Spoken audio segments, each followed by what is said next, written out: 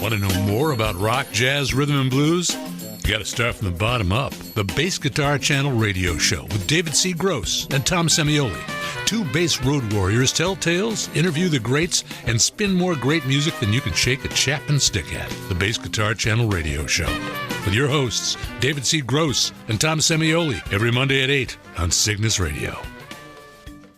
Welcome to another edition of the Bass Guitar Channel radio show. I'm David Gross, and along with Tom Semioli, head honcho for KnowYourBassPlayer.com, we are excited to bring you Mr. Jim Fielder. Jim was the original bassist with Blood, Sweat, and Tears, and has played and recorded with a wide variety of musicians and bands. We are going to reconcile how he played with Tim Buckley, the Mothers of Invention, Buffalo Springfield, and Neil Sedaka. So let's get started. Hi, Tom. Hi, Jim. How you doing in this lockdown? What have you been doing musically for the last year? I love your cooking pictures, by the way, on Facebook.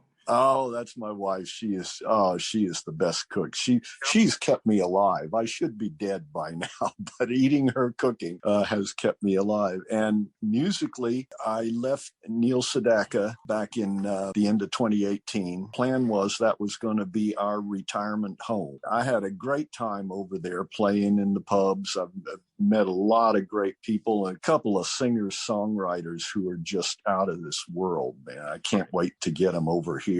Then, of course, the epidemic hit, and things were just in havoc.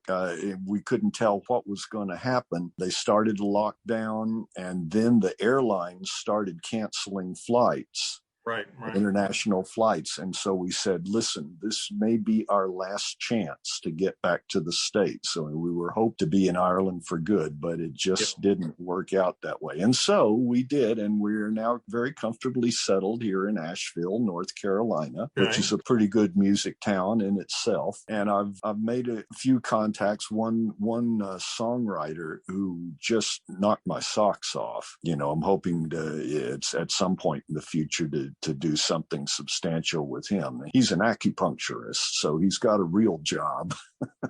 That's pretty much where I'm sitting now. In my own mind, I'm retired. Okay. But of course, I mean, that concept really doesn't exist. A retired musician? Nah, no such animal. I'm just kind of waiting for things to open up, which they are starting to slowly. Yeah. Okay. When the weather warms up another notch, a lot of the places will be doing outdoor stuff. Right. That's Once things get back to normal, there are a lot of good venues, small venues to play in. So at some point, you know, I'll get active again. But right now, I sit home here, and I've got my new favorite axe, which is a Takamine acoustic bass, fretless neck, F-holes, you know, it's an arch top design, just great sound acoustically. Plus it has electronics, so you can amplify it. But I've just kind of been playing along with records. My wife has a terrific music collection on her phone. And we've got a little iHome thing, so she plays it, play along with all kinds of neat people. I go back and to the Buffalo Springfield stuff. You know, very little of which I'm on the recordings of. Right. I do, and I say now this is the way the bass line should have gone on this one. Absolutely. That sort of thing. So that's a lot of fun, and it keeps my chops up, but that's about where that sits right now. I'm on the boat with a whole bunch of other guys. Well, the fretless, David. Well, let's talk a little bit of fretless. Let's talk fretless. David is a big proponent of the fretless bass. Yay! All right. And then there's his fretless bass himself. Look at that, 6 strings, David. Oh my God. Jim, are you a lined fretless player or unlined? No lines on the neck. No, it looks like a string bass fingerboard. Yeah. Mm-hmm. It's a little smaller, of course, but as a matter of fact, I had to put position dots on the side of the neck. I just put them where the harmonics are, the 5th, double octave, the 5th, and then the octave at the midpoint of the neck, just to help me out a little bit with it. Because as I say, I do play upright, so I needed a little help to make the transition to the shorter neck on the Takamine, but it's been working great for me. That's what I used over in Ireland. That's the only axe I took with me to Ireland. Bought a nice little amp for it over there, which I had to leave behind because, of course, they're 240 volt there. Right. So point in bringing it all the way back here. So I've been shopping around for another, small, like club size amp. Big proponent of 10-inch speakers. Okay. Yeah, sure. That's one of that's the first thing on my wish list. But as I say, I've not had any need for one yet. So I'm okay just playing it acoustically at home. And every now and then I'll invite someone over here and we'll sit out on the front porch and just play acoustically. Speaking of upright, you studied with Ralph Pena, right? Yes, I did. Yes, I did. Now, what better bass player, if you want to talk about a bass player who plays to the song, talk about a guy who played Frank Sinatra. Right. Oh yeah, he was just great. I learned so much from him, and that's where my hand technique comes from. I use an upright technique where I'm use 1, 2, and 4 on the left. Simandl. Yeah, Simandl, exactly. Been through the Simandl stuff. I even use that technique when I play Fender bass. That's interesting. That's very, very interesting because I always think of it as a finger fret. But and Tom and I always talk about the pre-Jocko groups and the post-Jocko groups. And obviously I'm from the pre-Jocko. Actually, I'm from the pre-Stone Age groups. That's Fred Flintstone when Barney was sick. Was that you on the gig? Yeah. That was me. Not only was it fretless, there was a hamster running so the pickup would work. Look at him. Speaking of winging it, right, Jim? But this is the Bass Guitar Comedy Channel. Yeah, but the reality is there are so many proponents of the pre-Jocko electric players that do play with a Simandl technique. It just seems to make a lot more sense. You reduce your position to 3 frets instead of 4. So, the octave is right there and the 5th, and makes it, I think, a lot easier to play most of the intervals. Get up to augmented 9th and you've got to jump around a bit. But that's the other thing. It really makes you get your shifts down. Yeah, that would make a great deal of sense. Speaking of sharp 9s and things like that, you look at the 6th string, I'm completely up and down. Yeah. Basically, 3rd fret to 2nd fret, meaning B string to high C, is 2 octaves. So with a 4 fret stretch, I'm literally 2 octaves and a minor 3rd. Right. Makes it a lot easier to play melodic on the 6th string. Right, and you also use pastel strings, Dave. I have pink strings too, neon pink.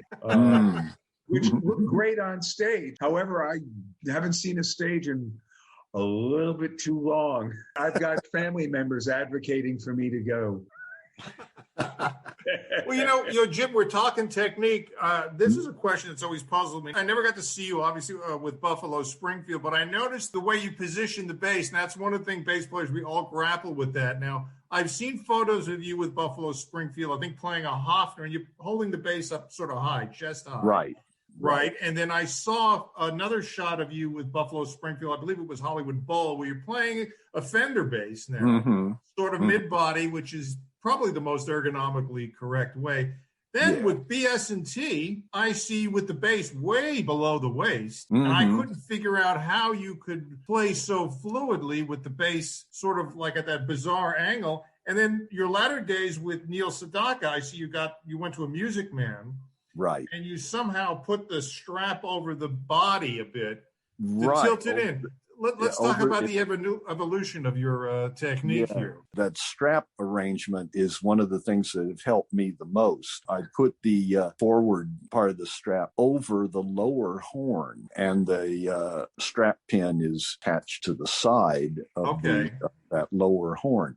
What that does is makes it balances the body a lot easier. I can put my neck at an angle where the nut is up about even with my eyebrows, like you would do on an upright. Yeah, exactly. And it'll stay there. I don't have to hold it. I don't have to use any of my hand or arm muscles to keep the bass upright. I can take my arms away and it stays right there. Wow, I have to try that. That's yeah. Now, what was your methodology with BS&T? Because you had the bass really sort of below your hip, and the neck angled up. Yeah. I was still kind of learning to play it, as it were, with that group. So I went through a lot of different changes, and that was the early days. I had it low like that.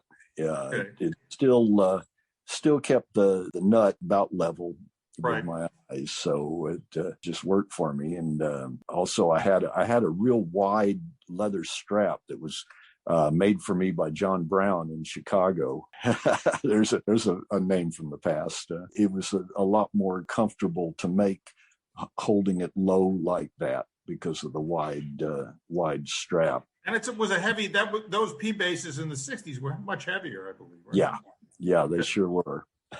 Yeah, it's been an evolving thing. The Hofner I had, which I bought from Manny's in New York, was. You remember what you paid for it at Manny's in 1960? Oh, God, maybe $200 or something.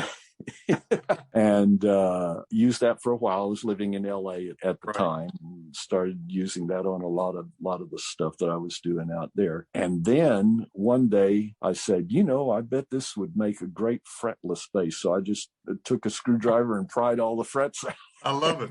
Yeah. What year would that have been? We're talking about 67 back then. 66, 67. That was my start. Right out of high school, I went to Hollywood, and because Tim Buckley was a high school classmate of mine. Right.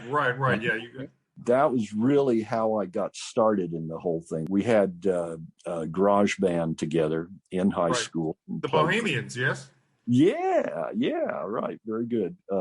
Played for like the sock hops at the school and everything. And then sock hops, David. Yeah.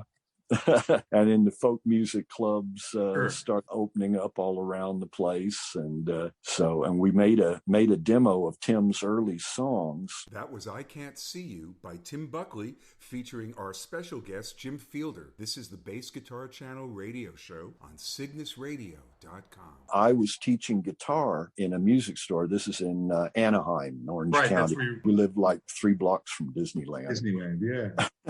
So in comes this wild-eyed Indian guy from El Paso and says, "I'm a drummer. You need a drum teacher?" And that was Jimmy Carl Black. Oh, Jesus. At that time, mothers were brand new. Yeah, at sure. that point. And so Jimmy and I got to be really good friends. And he said, we're playing at the Trip up in Hollywood on the Sunset Strip there. You guys should come by and meet our manager, who was Herb Cohen, who managed a lot of the New York folkies who moved out to California. Judy Henske, Modern Folk Quartet, which was the beginnings of the association. Fred Neil played on the first demo of Dolphins. Wow. Yeah. Which Tim would go on later to record. Yeah. Yes. And do a great version of it. Yeah. Still one of my favorite versions of that song. This was like early 66 that I actually moved to Hollywood. I started off in college and done a semester there and just said, no, there's too much going on. So I left school. Never have finished college. Golly, that was my Herb Cohen era. Played all the people that he managed. He managed Fred Neil at the time. Judy Henske, who was my first road gig. Of course, Timmy. And, several other people that he managed did some actual real recording. Went and joined the union. Kind of a lot going on there in L.A. at that time. It was a very fertile time. Right. And then I got the call to come to the Buffalo Springfield, because Bruce Palmer had been deported back to Canada. Right, he had immigration problems, yeah. Yeah, oh boy, did he ever. And was with them and wound up being with them only about 4 months. That was Every Days by the Buffalo Springfield, featuring our guest, Jim Fielder. This is the Bass Guitar Channel radio show on CygnusRadio.com. Bruce Palmer snuck back into the country, and you could do in those days. Yeah, Stephen gave him the gig back on kind of short notice, I must say. So there I am sitting in this expensive house up in Laurel Canyon and now gigless. So I'm out having my coffee on my veranda, and my next door neighbor was Jim Valby, who was with Paul Revere and the Raiders. He was Harpo in that group. So I'm looking out there, and he's got someone out there having coffee with him. I look and I said, that's Al Cooper. I'd crossed paths with the Blues Project a couple of times, the Fillmore and a couple of others. So we knew each other, passingly. Yep. He looked over and said, Jim, hey, man, come on down here. I've got an idea I want to run by you. And I went down there, and he described what was going to be Blood, Sweat, and Tears. And he said, why don't you come out to New York and play bass for us? And so that was a real turning point right there. It got me out of LA, and so I kind of had to say goodbye to all those contacts I'd made there, and went to New York, and things just happened really quick. Al had sold the idea of the group to Clive Davis at Columbia before it was even put together, let alone before any songs were picked, any charts were written or anything. We got it together, and I think we made our debut Thanksgiving there. This would have been of 67 at Steve Paul's nightclub. Yeah, the scene. That's how that started. And we did our first album pretty soon after that. I mean, the band had only been really fully together and rehearsed for about a month. And they said, it's time to go into the studio, guys. So before 67 was even out, we were in the studio and made the first album, The Child is Father to the Man. And we were playing clubs in New York, primarily Cafe A Go-Go down in the Village, and then the Fillmore East opened up. We played there several times, and people often ask me, when did you know that Blood, Sweat, and Tears had made it? I mean, this was before the second album came out with all the hit singles on it. Right, of course, yeah. Before we'd done Ed Sullivan's show. How did you know that you'd made it? I said, well, one day I had my bass in a gig bag over my shoulder, and I was walking up 6th Avenue on my way to the CBS building to sign some papers or something. And I was waiting to cross 6th Avenue, and this other guy comes up, and he's got a guitar and a gig bag over his shoulder, and he looks at me and said, "Oh, you're a player." And I said, "Oh, I see you are too." And he said, "So you in a band?" And I said, "Yeah, I'm in a band here in New York." And he said, "What's the name of it?" And I said, "Blood, Sweat, and Tears." And he goes, "Yeah, right." Turns on his heel and walks away. And I said, at that moment, I knew we'd made it. That was Blood, Sweat, and Tears doing I Can't Quit Her with our guest, Jim Fielder on bass. This is the Bass Guitar Channel radio show on CygnusRadio.com. That's great. That's great. Interesting. I studied with your successor in Blood, Sweat, and Tears, Ron McClure. Yes. And Ron. he says that your role, you're playing with Blood, Sweat, and Tears was an important in the development of the instrument, the electric bass, which was really in its infancy. And I was wondering, obviously you had your peers, Jameson, Duck Dunn, but there were really no bass role models then because the instrument was indeed in its infancy. What was your approach coming from, I guess, an upright player? Is that how you translated that to the electric? Exactly. Yeah. I'd played upright in some big bands. We even had one in high school. I think that the sound was one thing. Upright is one thing I wanted to emulate on the Fender. Right. And of course, as we discussed, the technique. Sure. Yeah. And I think that's kind of what made me different from my contemporaries at that time. Which switched over from guitar, a lot of them. Exactly. Most of them were playing with a pick. And you had real facility. So I don't know how many years ago I was at a wedding. And of course, You Make Me So Very Happy came on. And, every band known to man played that at weddings. And I'm waiting, and my wife's looking at me and going, "Don't you dare. Don't you dare." Because towards the end of that song, you are cooking like wild. Uh-huh. And this guy it was almost like I wanted to take the James Brown cape and put it on him and walk him off stage. But in some respects, and I don't mean this in a negative way, you were a busy player. So where did that come from, coming out of Upright and such? Because for the most part, outside of maybe a Manius or a Scotty LaFaro, you predated Rocco in a sort of way. Do you know what I mean? Yeah. I was just, music was changing so quickly back in those days. I figured there's a niche for me to play this way, play more notes, as long as I didn't get in the way of anything. Right. So I kind of feel in a way like I opened the door for Jocko, because actually played in BS&T later on. Yes, yeah, he sure did. He, to me, is the god, still is. Really? Yeah, just love what he did. And one of the things about you listen to those early BS&T records was the tone of the just the sound of the bass and the resonance. And now I've seen pictures of you, I think, with the J bass. Maybe on the first record, you put that one on Facebook. But did you use the P for pretty much most of the records, or? I got that J bass from Fender, who were owned by CBS. At that time, and so, well, great, sure, I'll take a free brand new bass. Kind of got me into Fender, and a lot of what I was doing was the result of having that bass, plenty of high end in the tone. It worked. Later on, when I went to the P bass, I think I toned that down a little bit, but I still, if I heard a 16th note line that would work in a measure here, a measure there, I'd go ahead and do it. Pretty much, Al left you to your own devices, I guess. There weren't. Yeah. If anything, he got me to play in that band because of the way that I played. He knew that would work for what he had in mind. You were saying that you guys already had a deal when things were set up. I would figure Clive's no idiot, and he had basically Super Session her already gone gold. Obviously, being from New York, I'm sure he saw the Blues Project at the Cafe Go-Go. Sure. So he probably figured, this is a pretty solid connection. I think we'll just sign it and hope for the best. And right.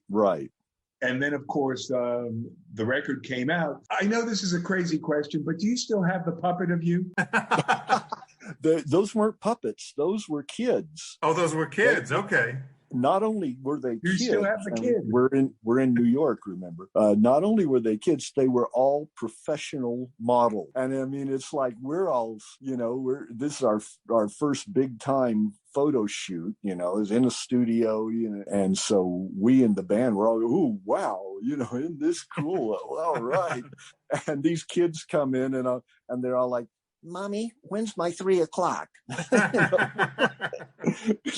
These kids were going to, big time photo shoots every day of their young lives. Wow. And so anyway, we had them on their lap, and then they photoshopped, as it were, our faces onto their heads. That's how that came to be. One of the great album covers of all time, really. Oh, yeah. You look at BS&T in that era, of course, the second record exploded. And I'm sure you've been asked this a million times, 1,000,001 now. Did you ever think that record would be as big as it did when you were recording that? Well, a lot of things happened very quickly that kind of proved us right in what we did that album. You Made Me So Very Happy immediately going to number one on the singles charts, getting tons of airplay.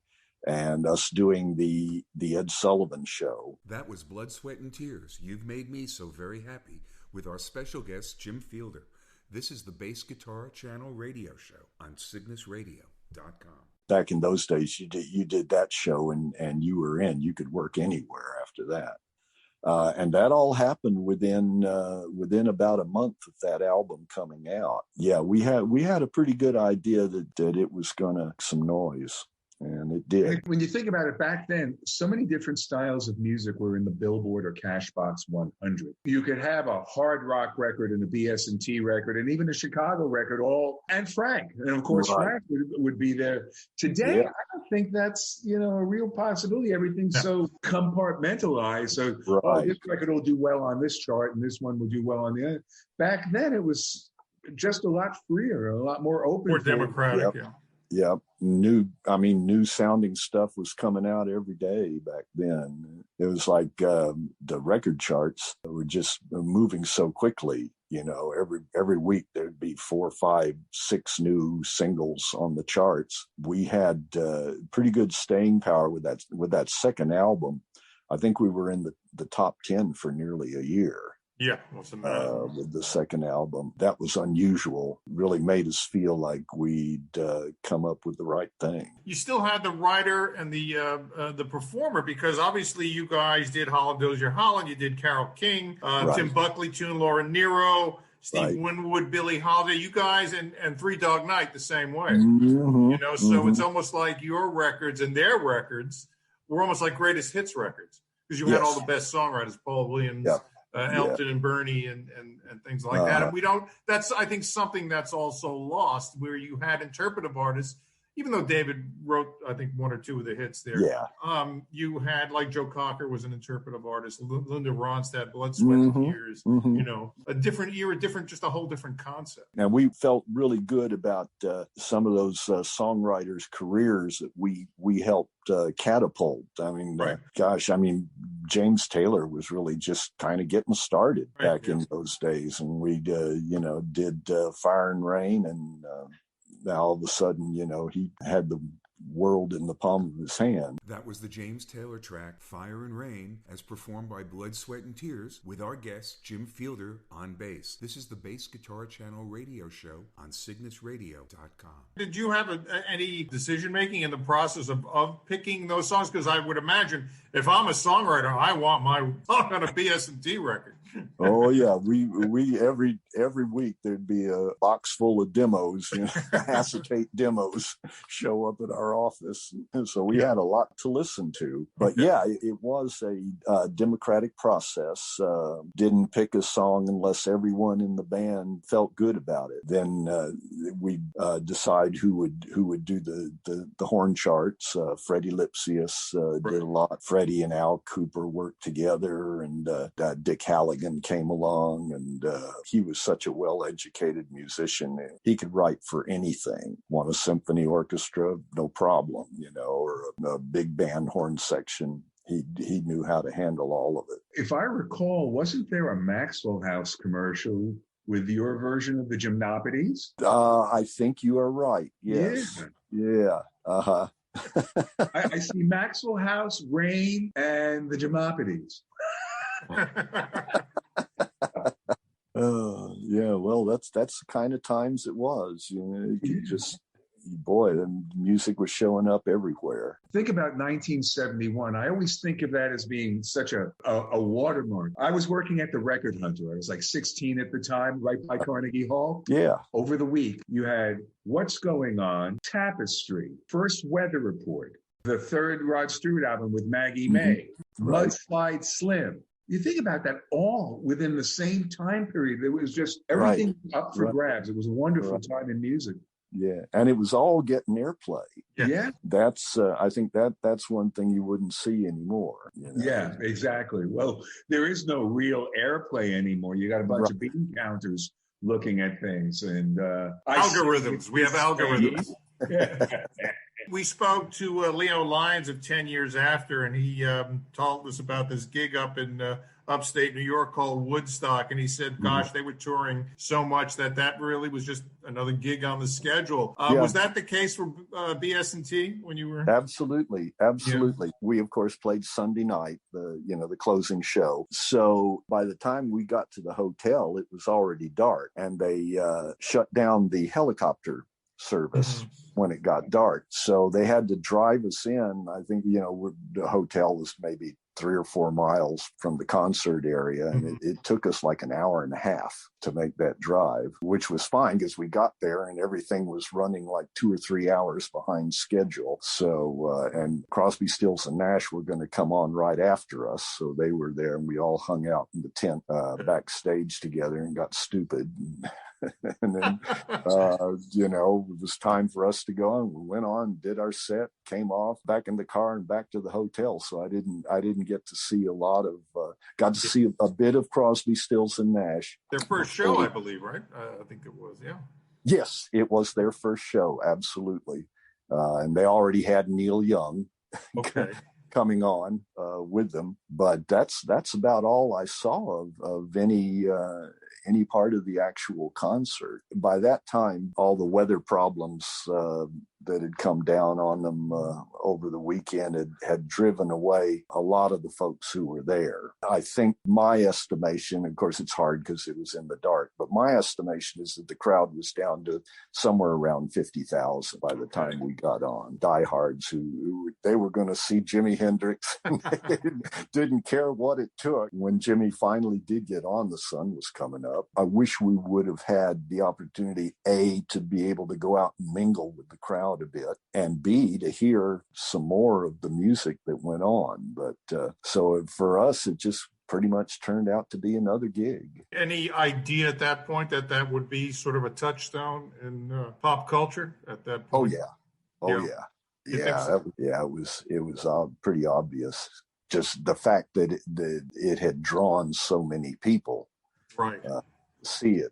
You couldn't help but think, boy, there's something going on here. As I always say, the hippies are now the establishment. Isn't that kind of strange? Yeah.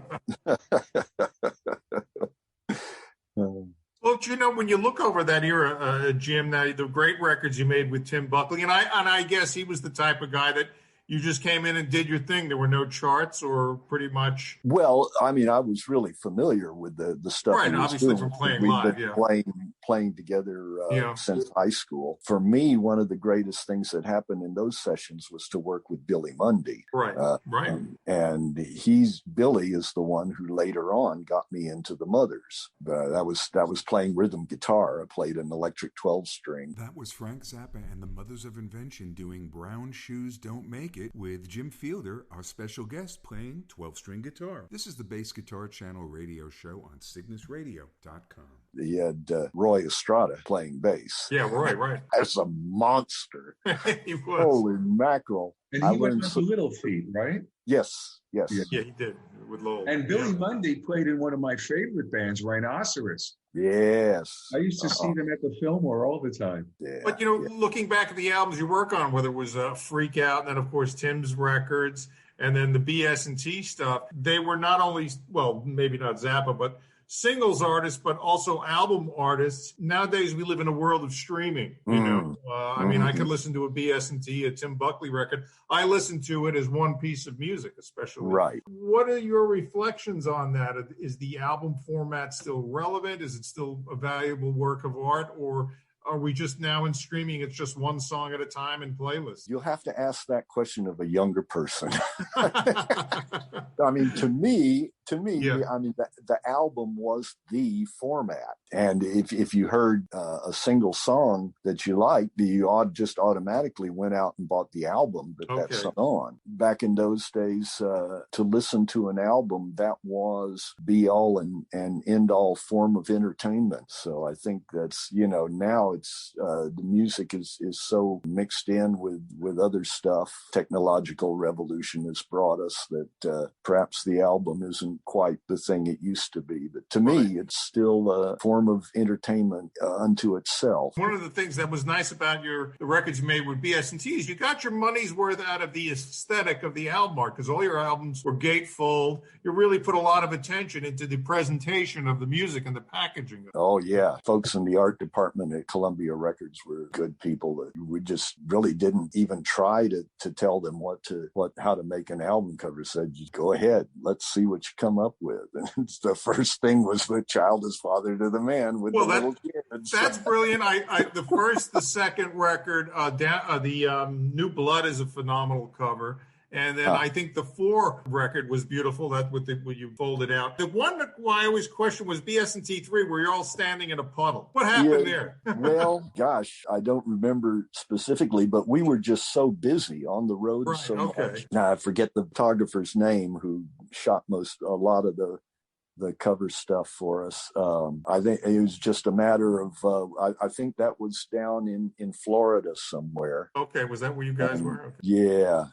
We were on the road. We had a show to do that night. And he said, come on, just come outside. Let me just take a picture of the group. And the puddle really had anything to do with it. It just happened to be there. It wasn't a staff puddle flown in. Right. When you look over all those records that you made with them before you went on to Neil, what are some of the tracks? What are some of your favorites? What are some of the deep cuts that you're really proud of your work on? Oh my goodness. Maiden Voyage, I remember you did on that. Yeah, Maiden Voyage and Fire and Rain, which I did the basic chart for. And then I think Freddie or Dick did the horn parts, but so I had a lot of me was in the arrangement to that tune. Okay. After BS&T, you move on to Neil Sedaka, and I think wasn't that at the time when Elton John had signed him and brought him back to America? Okay, exactly. Yeah. I got that gig because a very close friend of mine, David Dansky, was his sound man at the time. And he came back. Neil wanted an LA band because he knew he was going to be doing a ton of Vegas. And so he wanted a band that wouldn't cost him an arm and a leg to fly into Vegas. It was out of the blue. I hadn't even thought about that. And I got a call from David, and he said, "Hey, listen, Neil Sedaka would really like you to come down and do a rehearsal with them." And so I did that, and apparently I passed. So I had the gig, and that, lasted 38 years. Not a bad gig. Yeah, not a bad gig. And such a good business layout. We did, most of what we did in Vegas was on union contract, and that pretty much paid for the union pension I'm getting now, because back then so much work was not done on contract. But that's right, yeah. Whenever you work in one place for more than 2 weeks, got a union contract. So that was just sort of automatic in Vegas. That was a really good thing that I'm still benefiting from. And you took on the role of musical director, yes? No. Okay.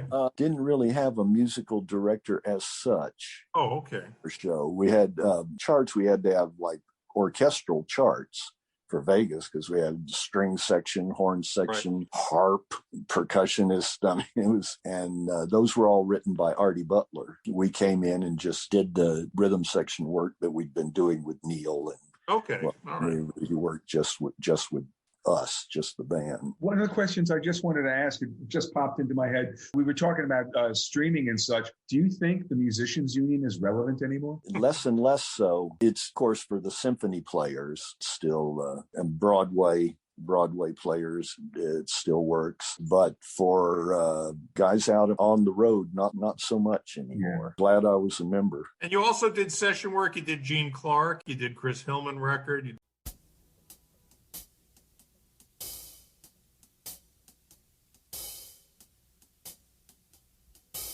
Did a George Benson. So I guess, again, was that a situation where they wanted you to be Jim from Blood, Sweat, and Tears, or was it more organized, more charted out for you?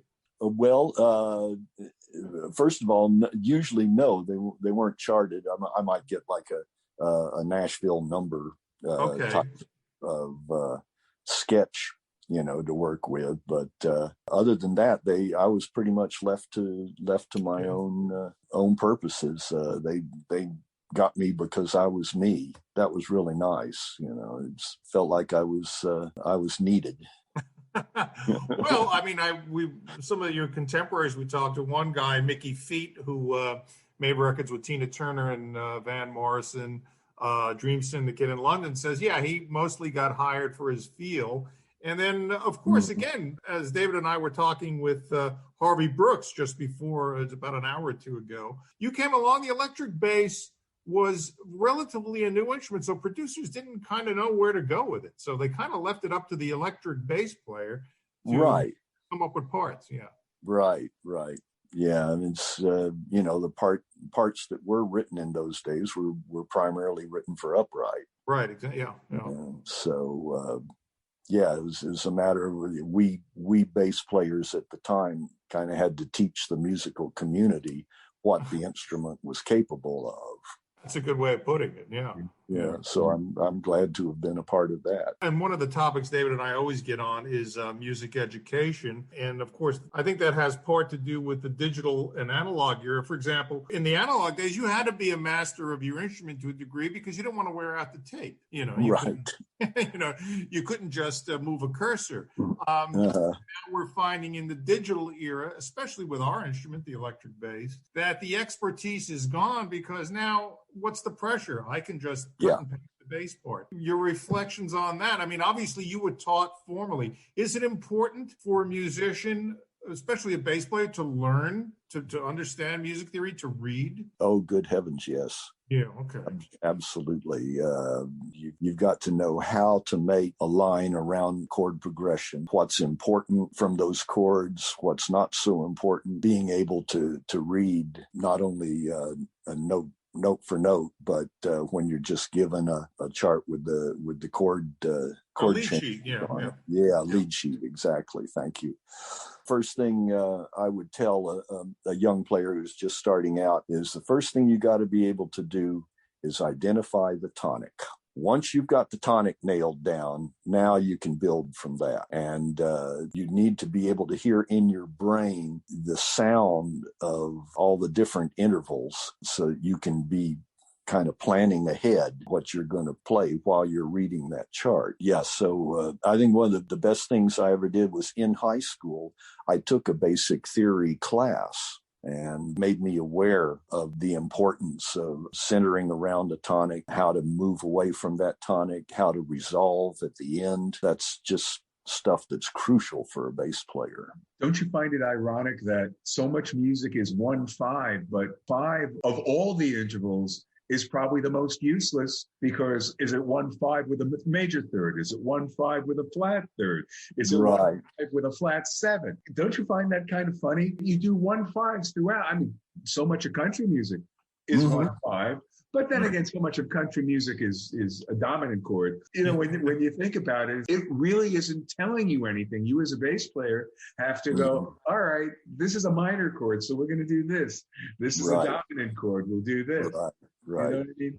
Yeah. And back in those days, the prevailing attitude was don't let the bass get in the way. Right. keep it open. 1/5, not going to have to worry about getting in anybody's way doing that. Tom and I always talk about the first karaoke record, and to this day, we're still trying to figure out what the hell is a boogaloo.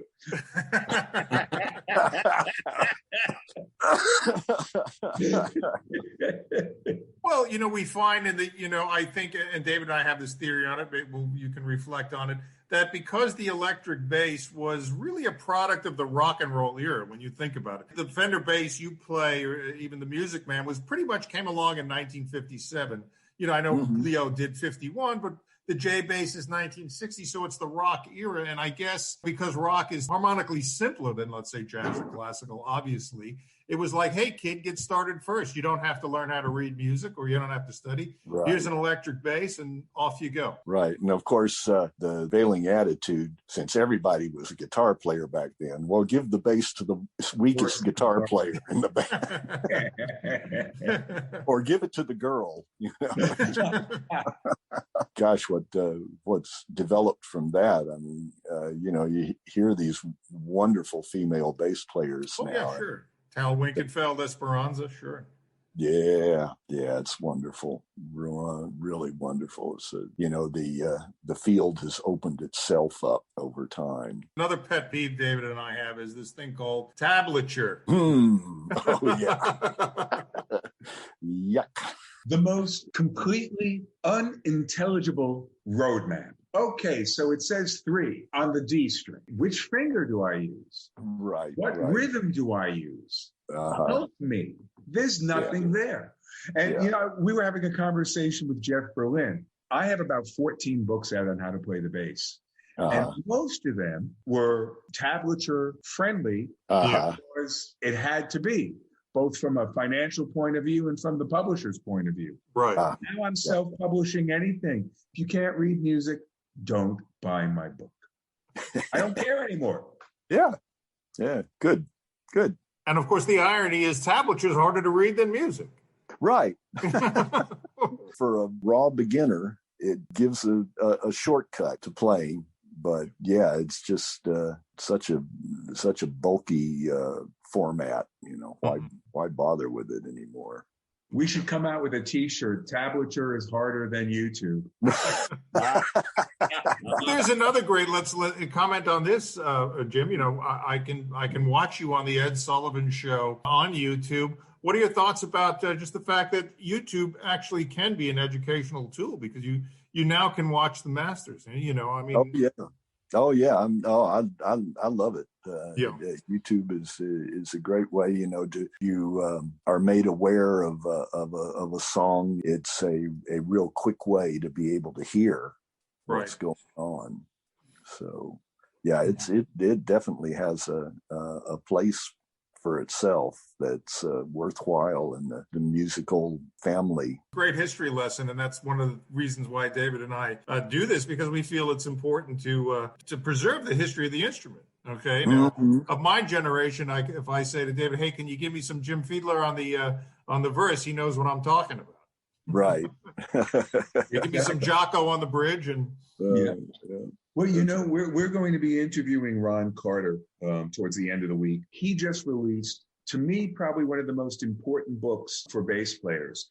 And actually, I think conceptually, it's one of the most important books. What he did is now think about this. Miles Davis, when he was in the band for those 5 years, at every gig started with Autumn Leaves. Every gig, every show for those 5 years. So 63 to 67, He picked Autumn Leaves from the first year, from the second year, from the third, from the fourth, and the fifth. Transcribed 4 or 5 choruses, showed where the chords were going, and the substitutions and all. Right. And has a QR code where you can scan with your phone and go to YouTube to listen to that particular version. And the key behind it, for me, isn't so much, okay, I'm going to learn Autumn Leaves. What it is, I'm going to learn substitutions. I'm going to learn how to listen. There is so much more that you can build a whole practice regimen on for kids with this. I can't wait to talk to him about this, because I think it's a wonderful way to study, a wonderful way to learn. So glad I was in New York at the same time when he was being so active. Got to see him a lot and just learn by listening. He always says, I had a plan in mind. This isn't picking apples off a tree, which I think is just a great way of thinking. And look at all of it. I mean, he even does hip hop records. I mean, it's pretty amazing. And if you go and listen to his records with Roberta Flack, especially, he's playing the upright almost like an electric. So he was very conscious of what was going on around him. Yeah. Well, just think of the electric part on Red Clay. Classic. Yeah. All right. Well, Jim, thanks for taking the time. Oh, my pleasure. Right. Just being able to sit here in my armchair, comfy as can be. It's you know how to use I guess I can thank the tech revolution for that. Right. There is some benefits to living in the 21st century. Wonderful. Hey, great stuff. And Joe Gagliardo sends his regards. I think he did an interview with you for a Gold Mine years ago.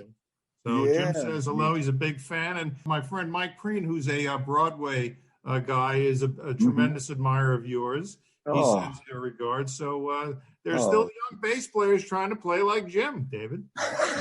Well, they're welcome to it. It's all the same notes. It's all right. 12 notes, 4 strings. How hard can it be? Well, and now he's playing fretless. There's now myriad more notes, right? You fret less? Yeah. As my wife calls them, the notes that don't exist. There you go. That's the name of the record. All right. Enjoy the cooking too. All right. All right. Thanks, See you guys on the bandstand. Nice to Bye-bye. see you. Bye-bye now. Well, there you have it. I want to thank my co-host, head honcho for knowyourbassplayer.com, Tom Semioli, and of course, the great Jim Fielder for a wonderful walk through his illustrious career. I want to let everyone know that this is our last episode as the Bass Guitar Channel radio show. We realize that, and I know, as hard as it is to believe, there are other instrumentalists besides the bass, which means there are a lot of other musicians out there. So, with that in mind, the Bass Guitar Channel radio show will now be renamed Notes from an Artist. Moreover, we will be archiving all of our previous interviews on our podcast channel of the same name, Notes from an Artist, and we will give you more information as how to access those recordings next week. But we want you to know we are busily getting ready for a lot of new eyes, which you will be all privy to. So, that's all for tonight. We will see you next week as Notes from an Artist. And our first interview will be with the magnificent Richard Thompson.